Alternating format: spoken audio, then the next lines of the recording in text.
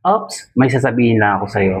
Ang puso mong naniniwala, dapat may bibig na nagpapatotoo. Mga kapatid, makinig kayo. Hindi aksidente ang kaligtasan. Hindi ito tsamba, hindi ito dahil mabait ka lang. At ayon nga dito sa talata ng Romans 10 verse 9 to 11, ang nakasaad, kung ipahahayag mo sa iyong bibig na si Jesus ay Panginoon at sasampalataya ka sa puso mo na siya ay muling binuhay ng Diyos, ikaw ay maliligtas.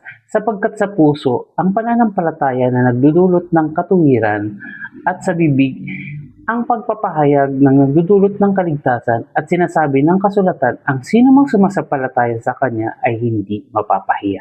Mga kapatid, maraming taong naniniwala pero tahimik. Maraming taong nagsisimba pero hindi sumusuko. Kilala si Jesus pero hindi Panginoon sa buhay nila.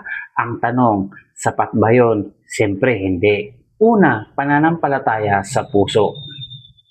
Hindi ito piling, hindi ito baka sakali. Ito ay buong paniniwala na si Jesus ay nabuhay muli. At kung siya ay buhay, ibig sabihin siya ay makapangyarihan, totoo at may karapatang mamuno sa buhay mo. Pangalawa, pagpapahayag ng bibig. Mga kapatid, ang tunay na naniniwala, hindi nahihiya. Kung si Jesus ang Panginoon mo, bakit ka tahimik sa barkada? Bakit ka takot sa opinyon ng iba? Bakit parang lihim ang pananampalataya mo? Ang puso mong naniniwala, dapat may bibig na nagpapatotoo. At ito ang katotohanan na masakit pero totoo. Hindi pwedeng Kristiyano ka sa loob, pero tahimik ka sa labas. May pananampalataya ka, pero walang paninindigan. Dahil ang sabi ng Diyos, sa puso ang pananampalataya, sa bibig ang pagpapahayag. Mga kapatid, ang pangako ng Diyos at ang sumasampalataya sa Kanya ay hindi mapapahiya.